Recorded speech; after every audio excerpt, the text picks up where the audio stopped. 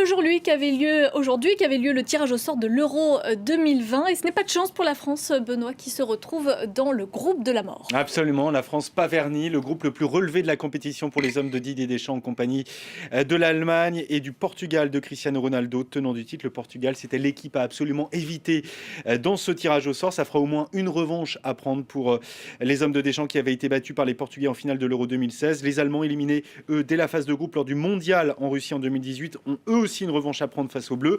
On se souvient que les Français avaient sorti la Mannschaft en demi-finale de l'Euro 2016 à Marseille. Reste un adversaire à définir, vous le voyez. On le connaîtra qu'au printemps. Le vainqueur du barrage A, ce sera l'Islande, la Bulgarie ou la Hongrie. Les Bleus qui débuteront cet Euro le 16 juin par un énorme choc. Ce sera à Munich, donc un match à l'extérieur puisque la France affrontera donc à Munich l'Allemagne. Deuxième match face aux barragistes avant de terminer à Budapest face au Portugal. Les Bleus qui devront entrer dans le vif du sujet dès le premier match. Les deux premiers de chaque groupe qui se qualifieront en huitième de finale.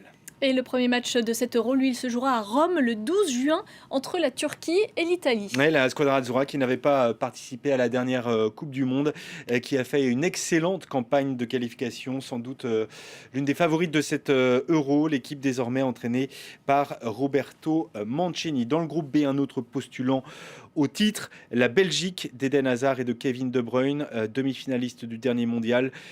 Ils seront opposés à la Russie, le Danemark et la Finlande. Et puis un autre groupe intéressant, celui de l'Angleterre, en compagnie des vice-champions du monde, la Croatie et la République tchèque, l'Espagne, l'Aurora, qui candidate elle aussi au titre continental, affrontera la Suède, la Pologne et un barragiste inédit cet Euro, puisque pour la première fois, il ne va pas se jouer dans un seul pays, mais aux quatre coins du vieux continent, 12 villes hautes, de Bakou à Glasgow, de Bilbao en Espagne à Saint-Pétersbourg en Russie, les demi et la finale de cet Euro 2020 qui se joueront, elles, à Londres. Un mois de compétition du 12 juin au 12 juillet. Rendez-vous est pris. Merci beaucoup, Benoît.